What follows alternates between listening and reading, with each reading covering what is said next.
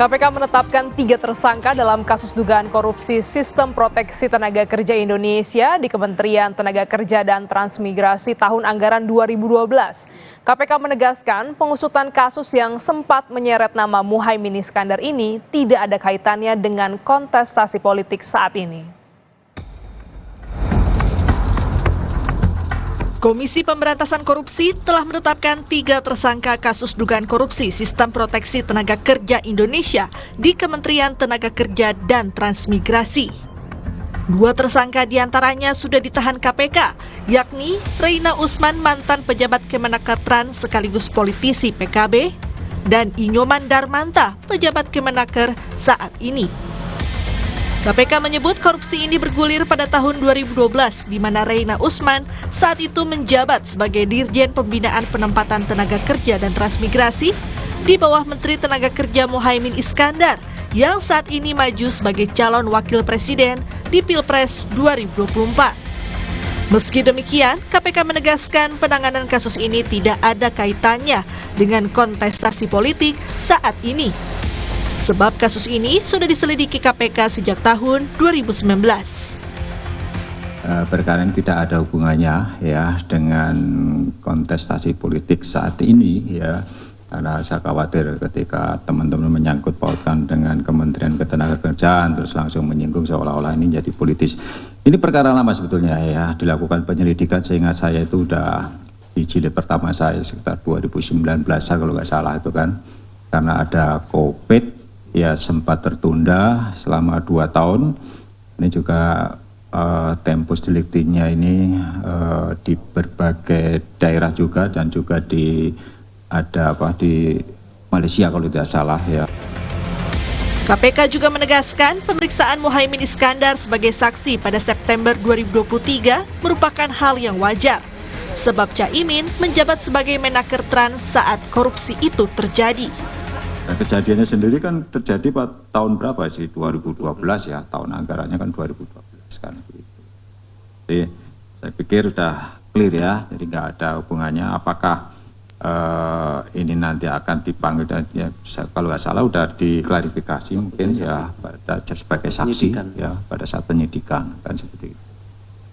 Ya lumrah saja kan begitu, itu hal yang wajar untuk didalami pengetahuan ya, selaku atasan dari Dirjen terkait dengan kegiatan ini. Dan saya pikir juga sudah clear, tidak ada persoalan. KPK menyatakan kasus dugaan korupsi Sistem Proteksi Tenaga Kerja Indonesia di Kemenaker Trans merugikan negara sebesar 17,6 miliar rupiah. 2 tersangka yakni Reina Usman dan Inyoman Darmanta ditahan KPK selama 20 hari ke depan. Sementara 1 tersangka lainnya yakni pihak swasta diimbau KPK untuk kooperatif menghadiri pemeriksaan. Tim Liputan Kompas TV.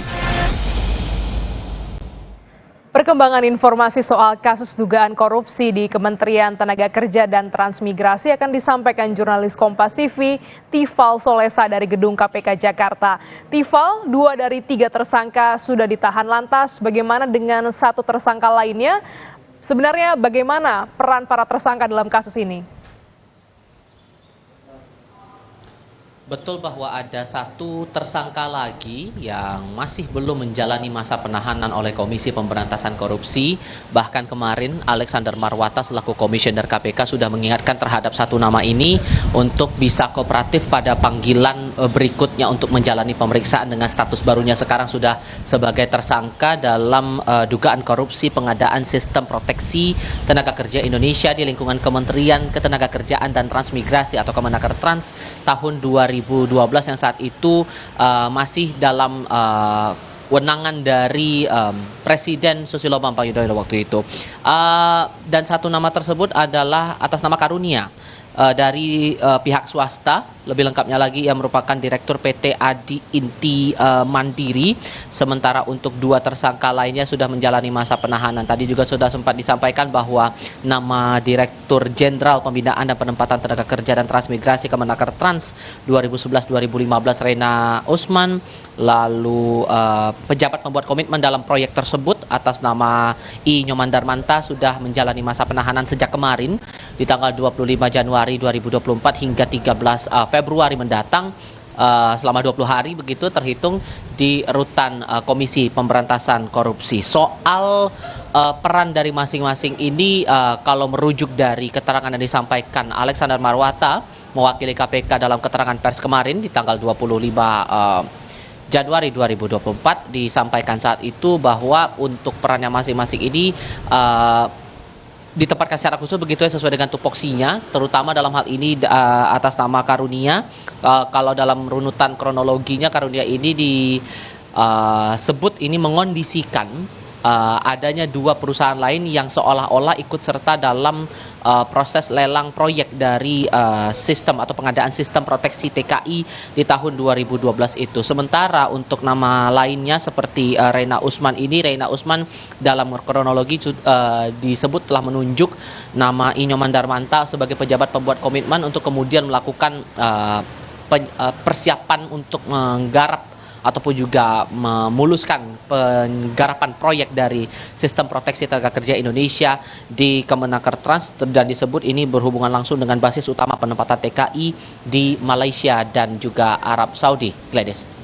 Ya, Tifal, kasus ini terjadi pada tahun 2012 di mana Muhaimin Iskandar menjabat sebagai Menaker Trans. Sebenarnya bagaimana kronologi awal kasus ini?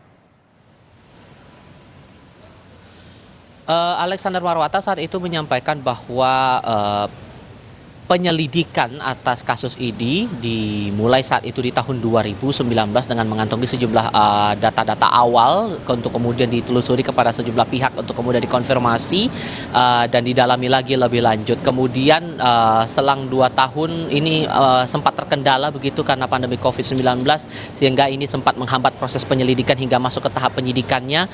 Barulah kemudian dari keterangan yang disampaikan oleh Alexander Marwata, ekspos perkara baru dilaksanakan oleh Komisi Pemberantasan Korupsi atas kasus ini pada bulan Maret tahun 2023 dan barulah sprindik ini diterbitkan oleh pihak KPK dalam medio pertengahan tahun 2023 dan disampaikan juga oleh Marwata saat itu bahwa seluruh proses hukum ini sesuai dengan aturan yang berlaku, sesuai dengan prosedur yang seharusnya berjalan di ranah hukum pidana, terutama dalam hal ini ranah kasus tindak pidana korupsi begitu, sesuai dengan undang-undang KPK terutama, dan tidak ada sangkut pautnya pada kepentingan politis. Kita paham bahwa nama Muhaimin Iskandar beberapa waktu lalu juga sempat dipanggil oleh pihak KPK untuk menjalani pemeriksaan sebagai saksi saat itu untuk perkara yang sama, perkara pengadaan proyek sistem proteksi TKI di Kemenaker Trans, dan disebutkan bahwa kasus ini semata-mata berjalan karena memang ada kendala di akibat pandemi COVID-19 waktu itu selama 2 tahun ke belakang, sehingga barulah kemudian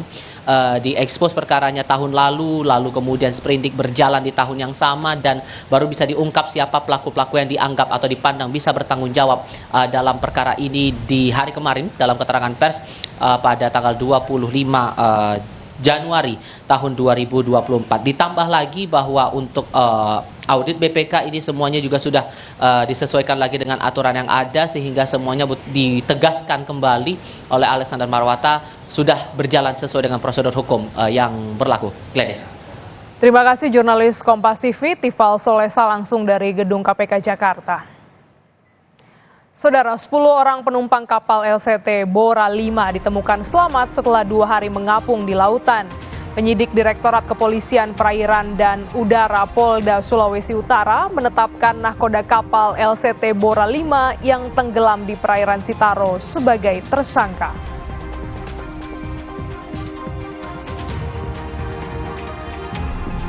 Kecelakaan akibat kabel optik menjuntai